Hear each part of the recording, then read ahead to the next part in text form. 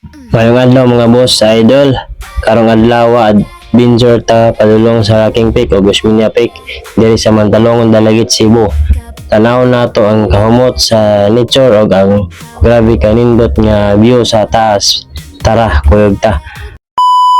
Ang biyahe pa lang daan sulit na kayo. Presko ang hangin diri sa Mantalongon, murag Little Baguio, Cebu. Human sa biyahe abot na mi sa jump off. Register sa tab before masaka kay safety first. Gusminia Peak is widely recognized as Cebu highest peak, 1,000 plus meters above sea level and is accessed via Mantalongon. Dili lalim ang saka pero worth it kad every step padulong sa ibabaw mas makita nimo ang katahom sa kinabuhi. Nako sa Rocking Peak, grabe ka unique sa aning formation, murag balancing rock jud sa taas.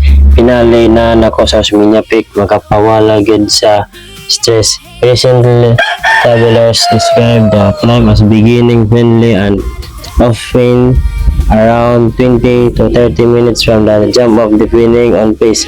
Usahay sa kinabuhi parehas sa pagsaka sa bukid, kapoy lisod, pero kung padayon lang ka maabot ra gyud nimo ang imong umong.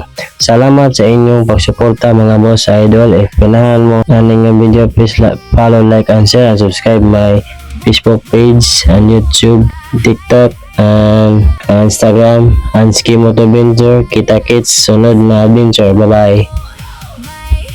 Hatid na saya.